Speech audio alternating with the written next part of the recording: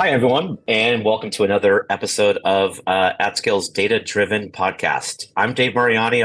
I'm your host, the CTO and co-founder of AtScale. And today's special guest is Chris Wagner. And Chris Wagner is the Director of Data Solutions at Baker Tilly. So, Chris, welcome to the podcast. Hey, Dave, thanks so much for having me. This is something I'm absolutely obsessed with talking about, so I cannot wait to get into this. Me too. But hold your horses there, Chris, because what I always love to do is I always like to find out more about you, the guest, how they got to where they are today, what their path was into analytics. Because whenever I ask, it seems like there's some wacky paths to get to where we are today. There's no straight path for people who love data and analytics, it seems. So I'd love to hear your story and tell us about Baker Tilly and the work that you're doing there now, if you wouldn't mind. Sure.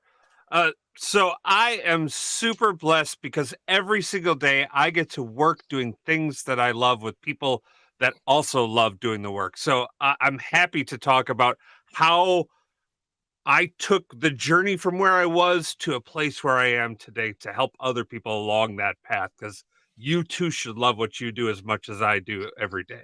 So I back long time ago in the early days of young Chris, I was working in the business. I was in like technical consultative sales, but I found that I had a passion for data and analytics. I was always trying to figure out how I could, maximize these different metrics. And I really dove deep into the analysis side of things.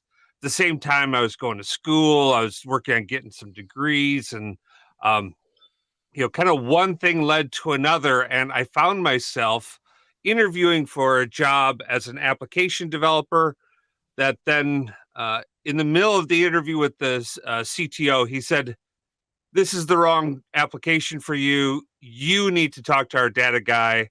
Hang on one second." And he walked out of the room. And the next thing I knew, this other guy walks in, and I get an interview, and I start to work in data. And that was just as this thing called business intelligence was coming along. BI. Yeah, BI. I had read about it at I think it was Forbes magazine was talking about how IBM was going to spend, a gazillion dollars in BI, and what the heck is this? They didn't know. And but I found that I really loved it because it was the bridge between the business that I had been in, and I was very familiar with what was going on in the business, and the technology that I really liked to use, and the data that I was finding just made sense to me. And as I started to work those two together, that's as business intelligence started to unfold. And I honestly, I started on an Oracle data warehouse and Hyperion business intelligence data platform. Uh, I did a huge install. I've told the story before, but the install I needed was 4.8 million. I got approved for 2.4.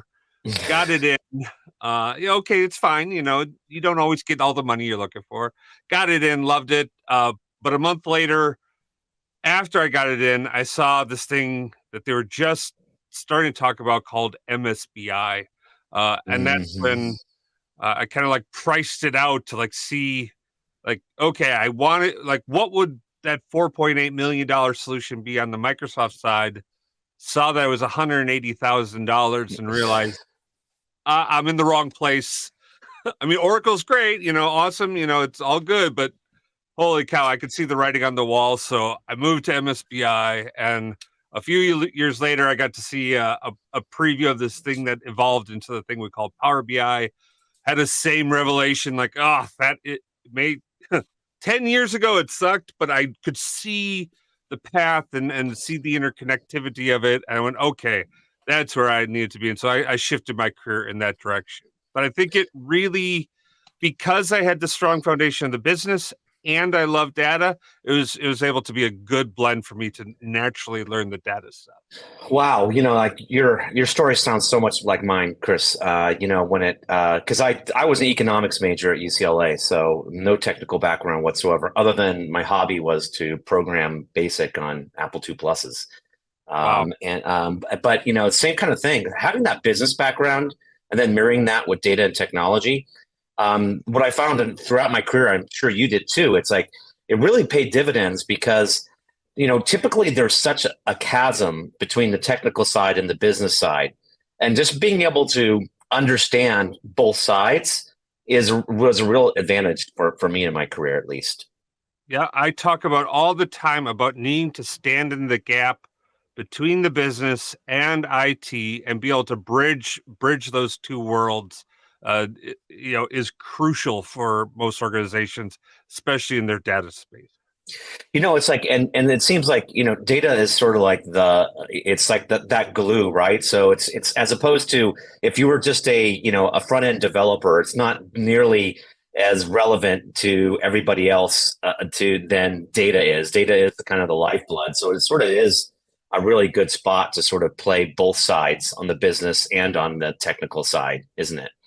Yeah, I mean, you're spot on. That app developer is going to be building an application for a specific task. Hmm. Um, and while you may build a report for a specific task, often when it comes to data and analytics, you're marrying all aspects of a business together to create that holistic view and understanding of what's going on in the business, not just uh, that narrow application approach. Not that you won't have operational reports that do that, but often you find yourself wanting to bring those things together, mash it up, and create some analysis, broad scale analytics.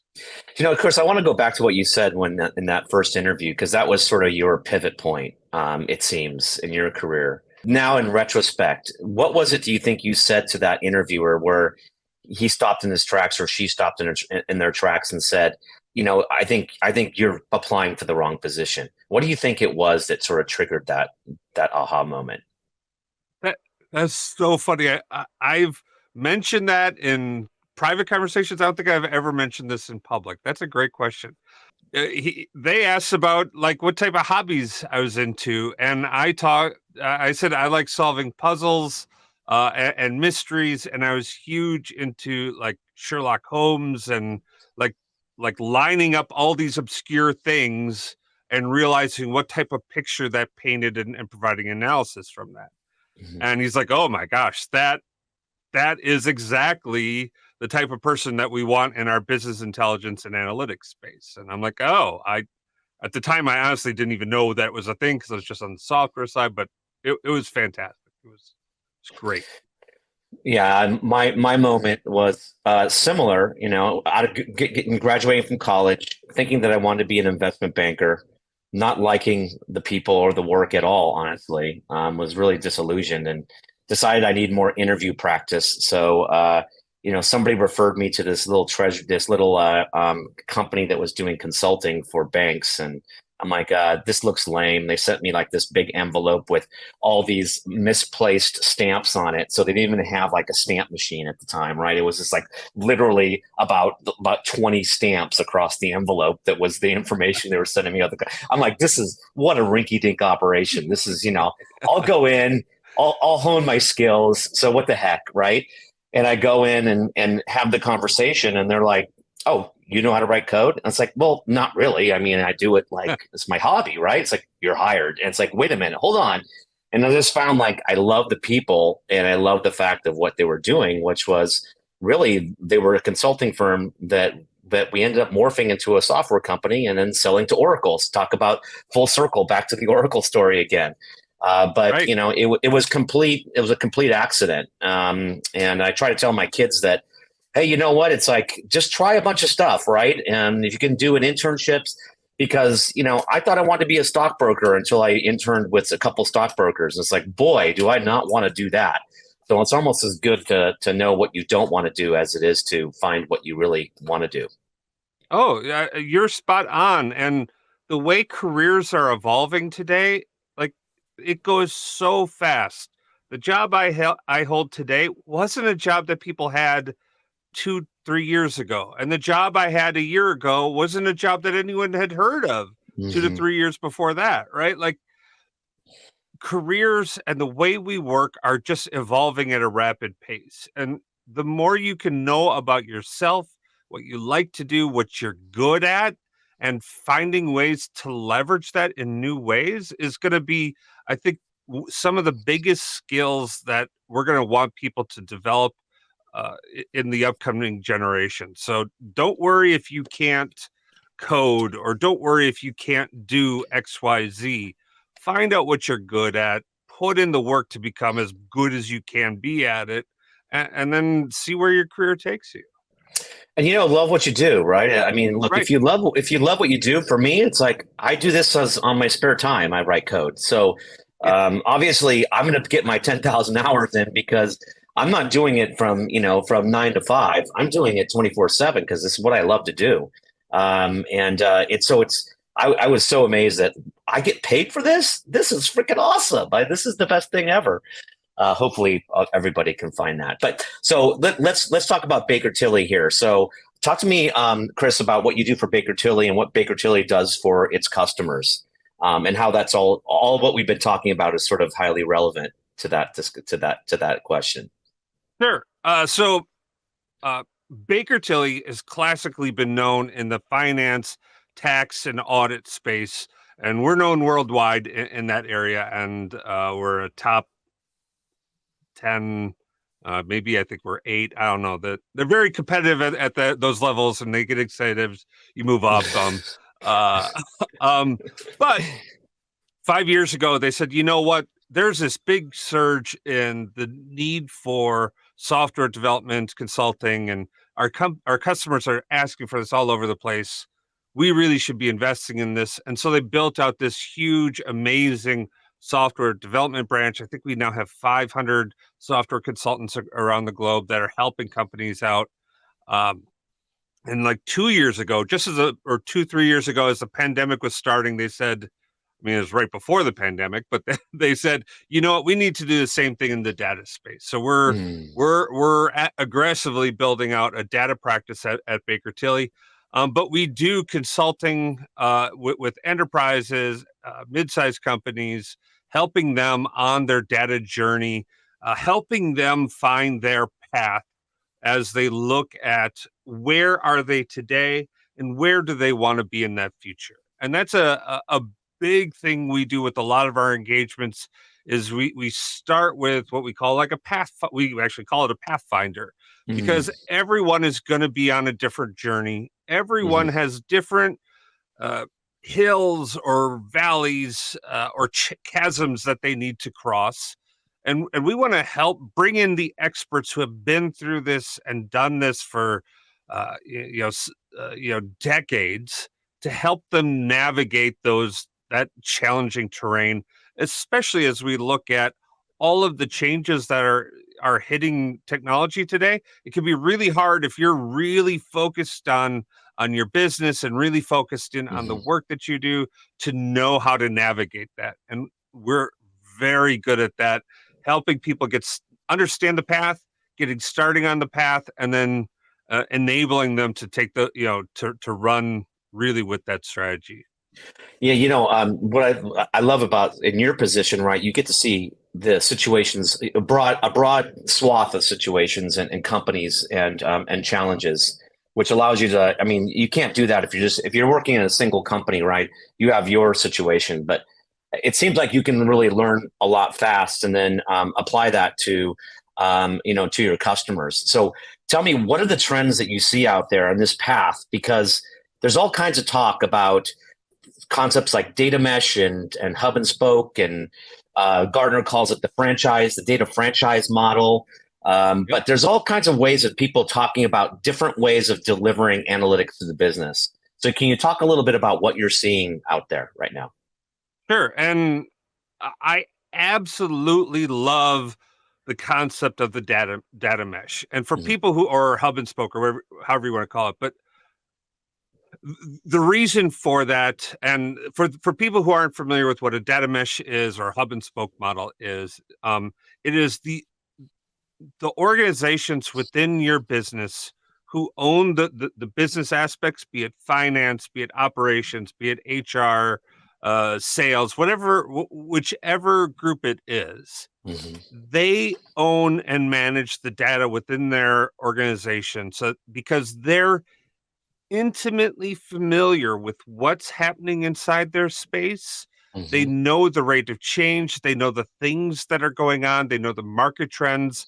They know the new software that they're building out that they're going to be rolling out to the sales team, or they know that a workday is being added in as part of HR. Right?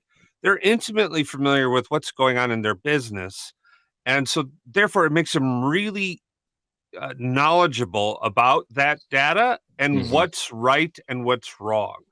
That means that when they create and manage their content, it's going to be as good or better. And most of the time, it's going to be better than the classic structure of that like enterprise team that tries to take on all of everything and be everything to everyone. And Hmm.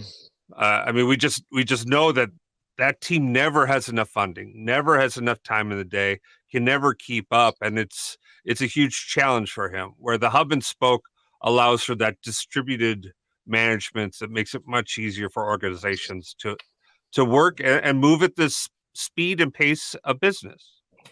Yeah, it's like it really is a great scalable model, right? Because you are distributing the work to the people who actually understand the context. One of the problems I always had with a central data team, and I had one at Yahoo, was that I didn't understand I didn't understand the business like the people in the business understood their business.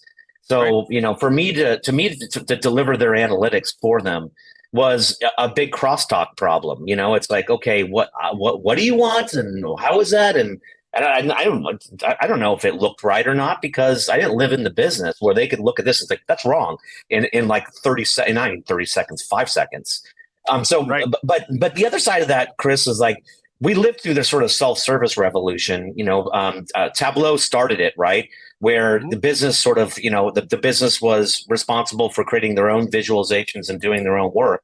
And that kind of like was running amok a little bit. So what's the difference today in this new concept versus what we sort of have lived through the past decade or so? I think the big thing that we're starting to see is that especially with the low code, no code tools that are coming out from a variety of different vendors.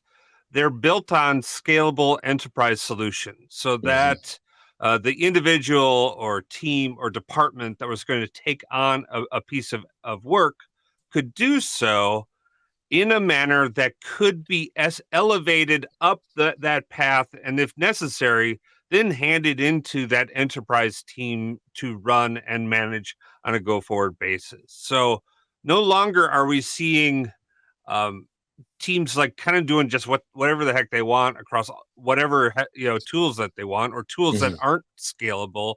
Um, we're seeing them using common tools that have that scalability, and I think that is really key to the success of these programs because you have to be able to articulate what is that path up. If you want an enterprise grade solution, if you're a director in a business and you have your people working on something and it's going to be something that's going to be going to the enterprise, you need to understand what that path is for Hmm. them to develop along those lines.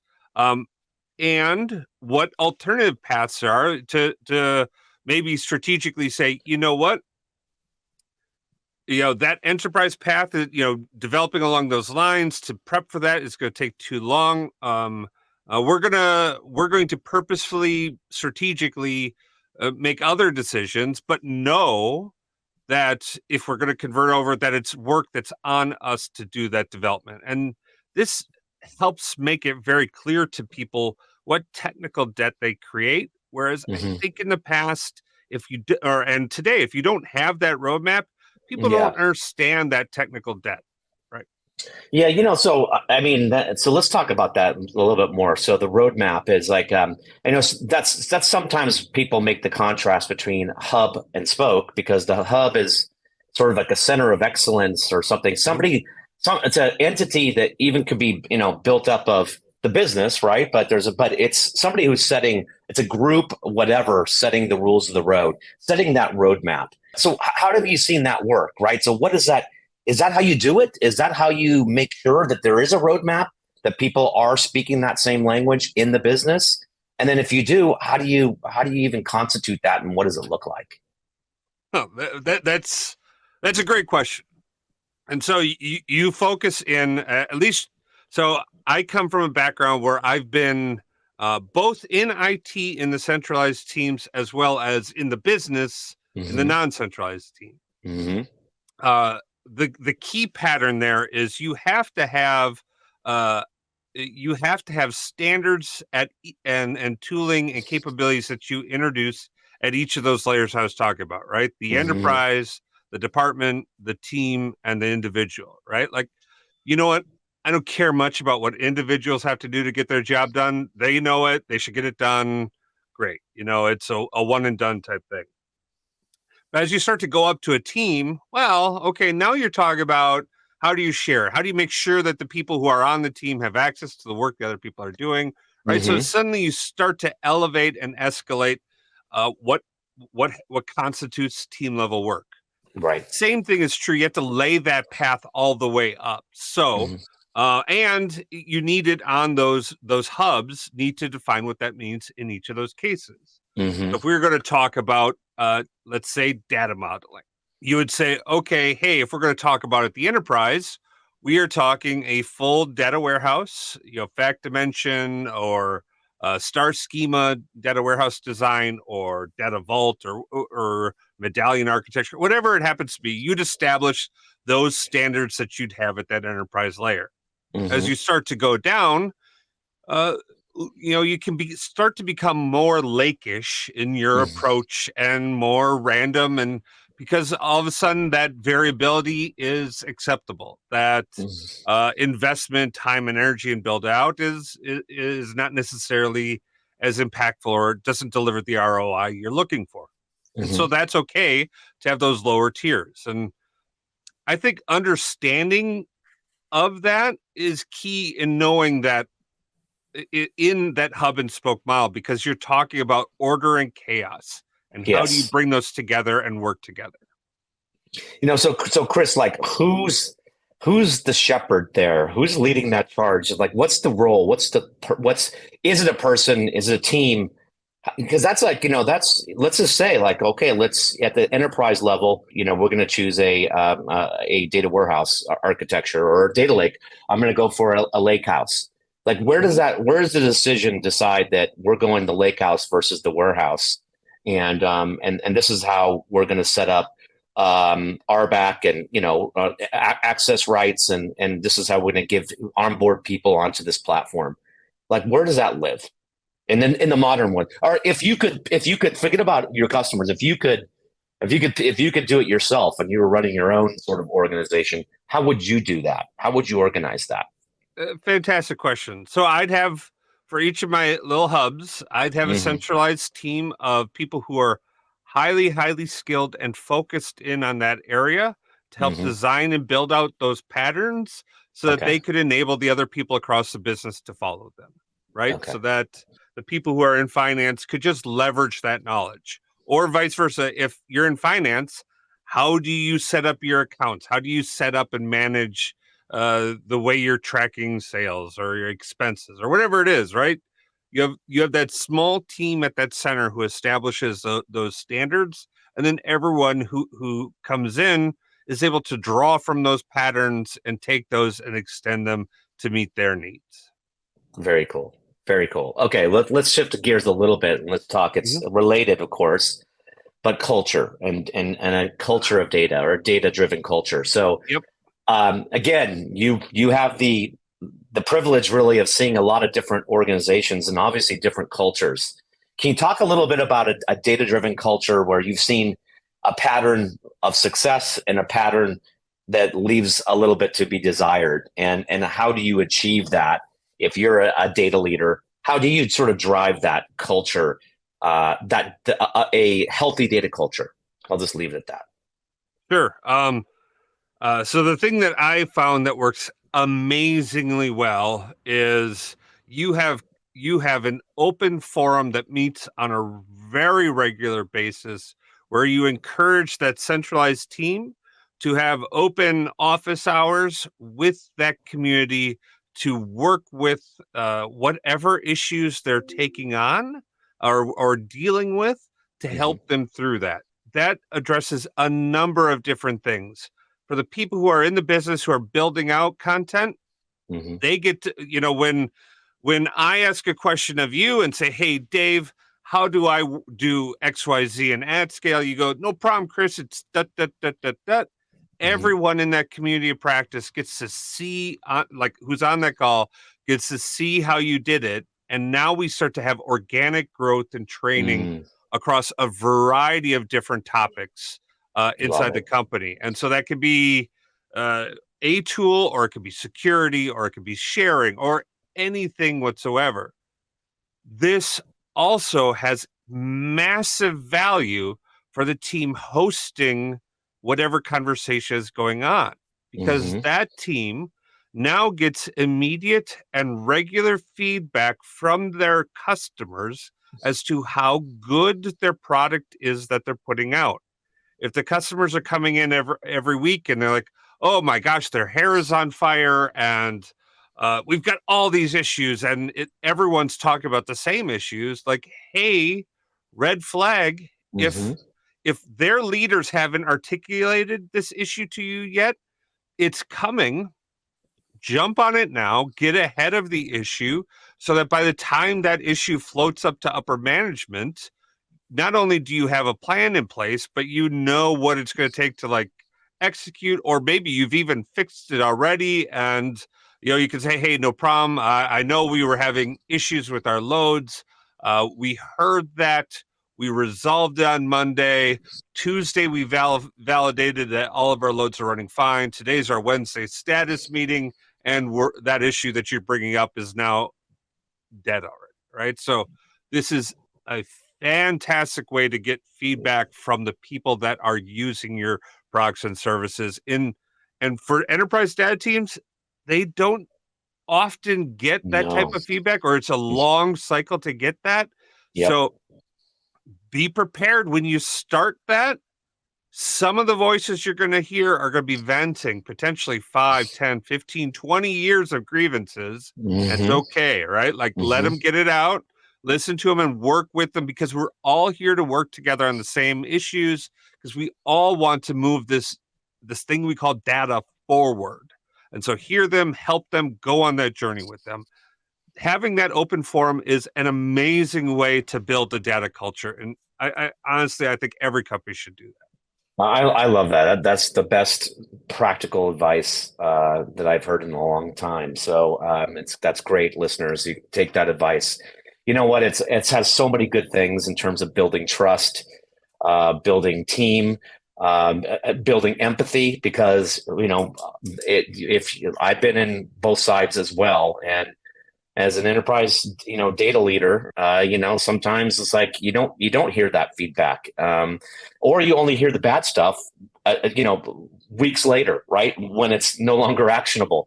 So I think I love that it's all about communication, and that creates a regular forum with which to have that communication. So I love that.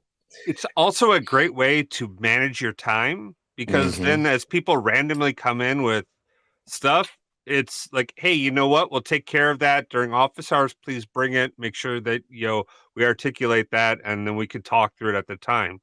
Because, especially if you're in a larger company, if one person has that issue, 100 people have the issue. Yep. But Yeah. it's a fantastic educational and training tool as well. I love it. I love it. I love it. Office hours. Okay, data office hours. So Chris, and we've been chatting for a while, so I'm going to let you go here. But before I let you go, I want you to prognosticate on the future here. What kinds of things are you seeing in data and analytics or see things that are coming that are exciting you, that you think that we should keep our eye on? Well, I just absolutely love that data is moving in to continue to move in this direction to support this type of ecosystem where we're Hmm. going to continue to enable and the individuals to use a whole range of different tools to meet their needs, but then provide that pathway up to that enterprise. So that rock star, that person who's listening to this podcast who is in college or just starting their career or just starting to like work in data, you can go in and you could take these tools and you can study and you can build something that is truly amazing and can go from just something that you're using to something that an entire enterprise can use. That's going to transform people's lives. It's going to transform their careers. It's going to transform the way they think about work. And I love that data is bringing this to people. That love for their life and everything is just fantastic. I think we're going to see much more of that as we look to the future. It's a great time to be in data, isn't it, Chris? It's It like really is. Yep. I mean, it's like it's a and it just it doesn't get boring ever. It's like it's more exciting every day, and the rate of change is accelerating, which makes it even more exciting. So that is very inspirational to everybody who is listening. I'm inspired. I want to thank you for joining the Data Driven podcast. I want to thank everybody for listening, and go out there and be data driven. Amen, man. Amen. Thank you guys for having me. Thanks for listening. Love the show. Thanks so much, Dave.